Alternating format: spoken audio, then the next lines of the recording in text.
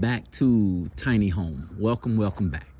So, when you're looking for land to build your tiny home community on, that sounds like can't think of the name of that. One of the most important things is your zoning. So you could look online. You could look at Zillow. You could Realtor.com. It's a couple others. You could look online. The first thing you want to look for is the zoning. The zoning tells you what you can build on your land. That is number one. You don't want to buy land that you can only build a normal home on. So as you can see, that's a regular residential home. But that is a mobile home. So I'm in a rural area, even though I'm in the city. And for those of you that want to know, I'm in Crystal River, Florida.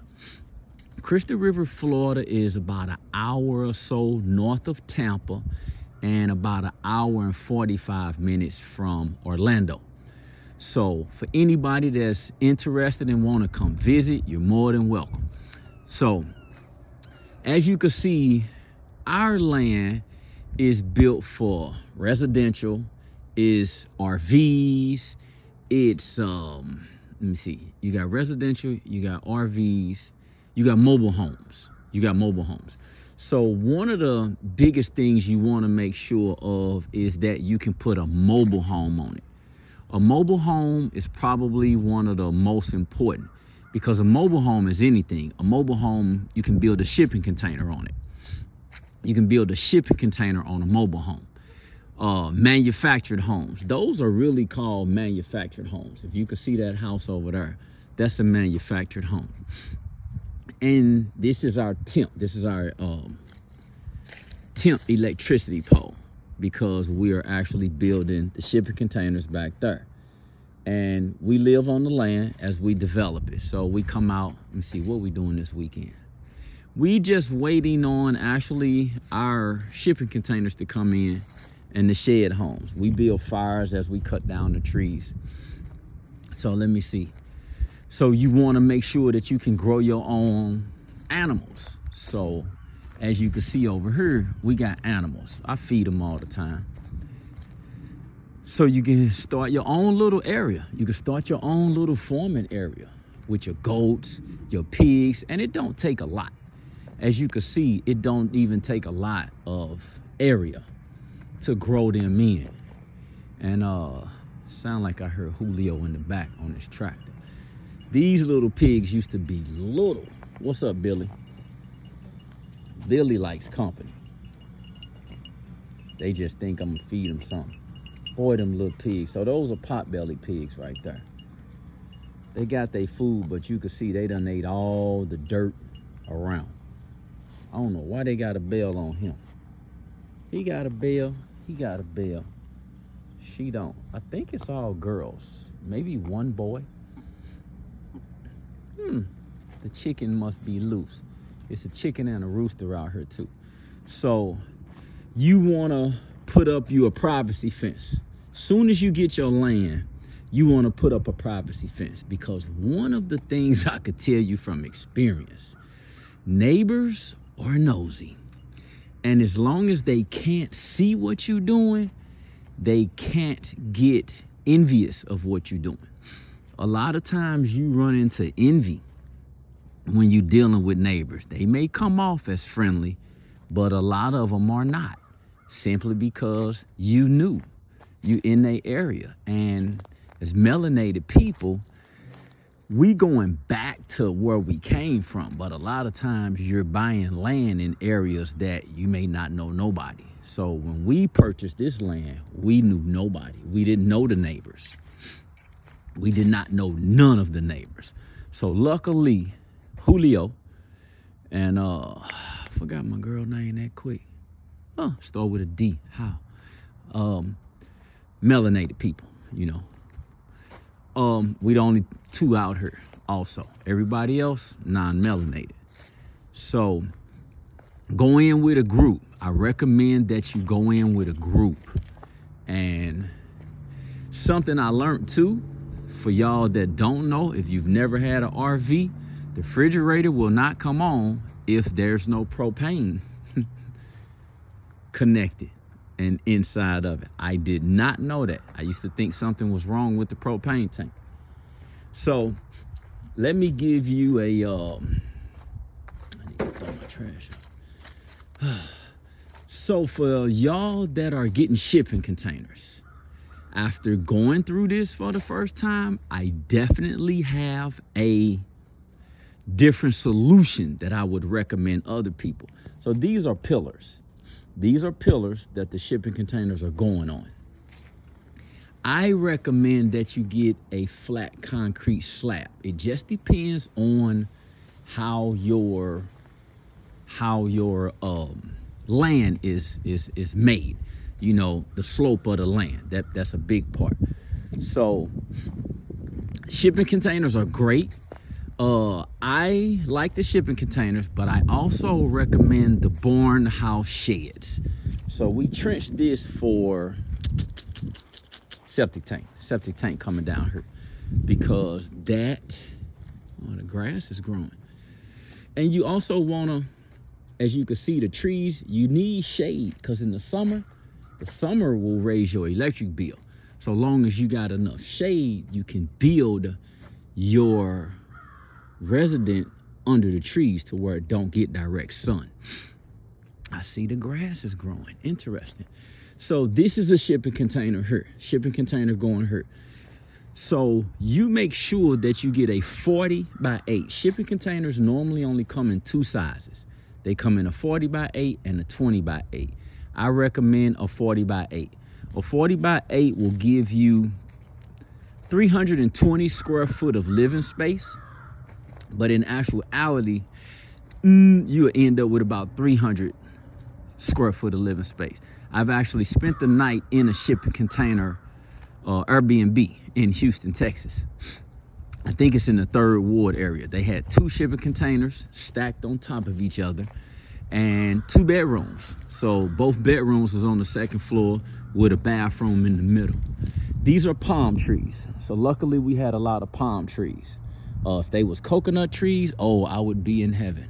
But I think I may have to plant some coconut trees, because coconut trees grow well now that I think about it.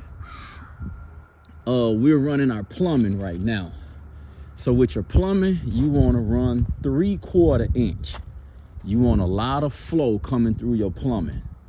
We're just running the lines right now, getting started. It's a nice process. It's actually a nice process, especially if you could deal with somebody who's doing it, who's done it, in the process of doing it. They can give you a lot of tips.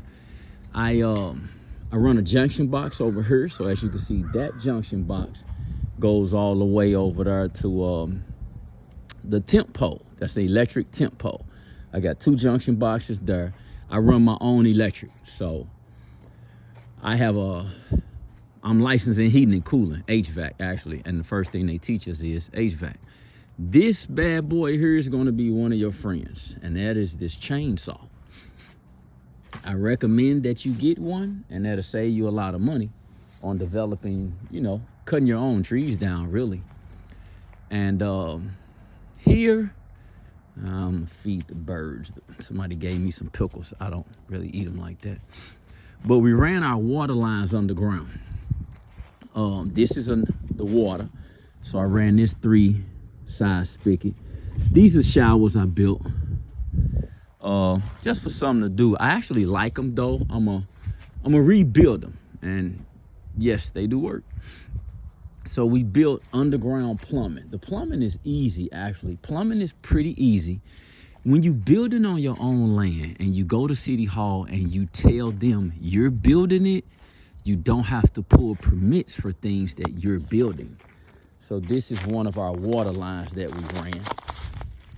And ran these ourselves, actually. Let me see. Should work. Yep. And this is natural water. So this is coming from the natural water spring. As I say, we got natural water here. this was, I'm debating on turning this into actually a garden area. There's a septic tank in here though. So where that blue bucket is, that's on top of the opening, the septic tank is about right here somewhere. And septic tanks are easy to put in.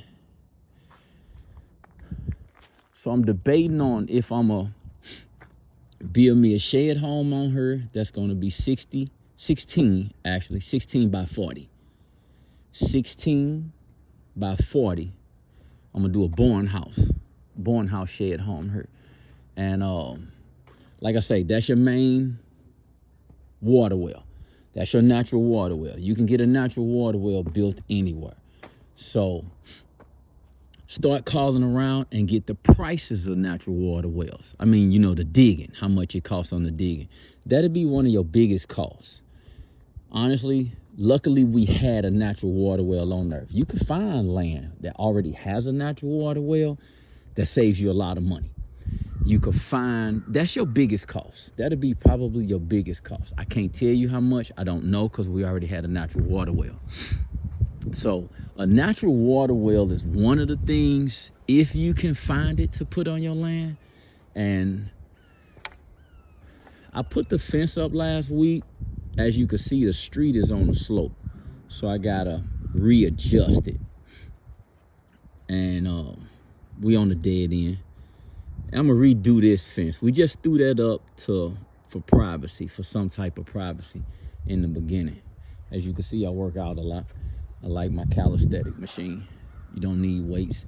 And you can start your gardening anywhere. Actually, it's winter time, so this was my first year gardening. I got some pictures actually inside of my, what page is that? My Instagram page. My Instagram has some pictures of probably some of my fruit and my kayaks, you know. So I learned to be an outdoor person. Actually, I may start a fire today. Yeah, your number one thing is your zoning. Check to see what the zoning laws is. And you can read that in the description of the land. The description of the land will tell you what the zoning laws are, what you can build, what you can't. You do not want to buy land that you cannot build on. If it says residential homes only, that ain't what you want.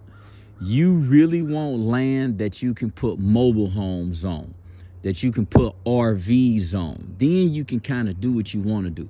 And like I say, the first thing you want to do is put up your fence. Soon as you put up a fence around your land, your property value goes up instantly. So as you're building your land, you're actually increasing the property value.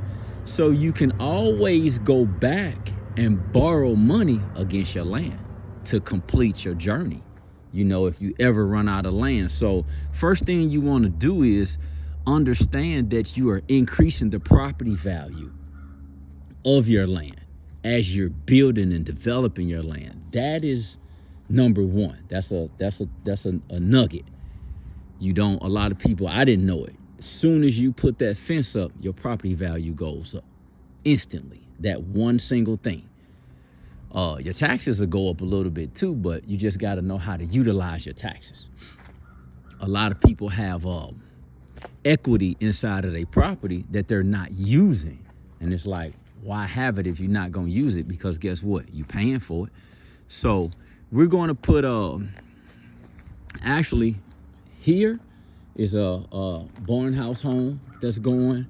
The tent, I'm going to actually relocate that. And I'm going to put another one over here. So I'm just starting with these three. These three I'm going to just start with. And like I say, I'm going to go back and do my... okay, cool. I'm going to go back and do my garden. My garden, I'm going to do my garden. The main one is going to be way in the back. And that's why I cleared the trees for that. And I'll probably end up putting a barn house home here. So the shed homes, if y'all not familiar with them, they're very, very, let me see, affordable because they come already framed and everything. They come with a 50-year warranty on the roof. The framing is already up. It's a floor already in it. So it gives you a base. It gives you a base. And they only cost around $15,000.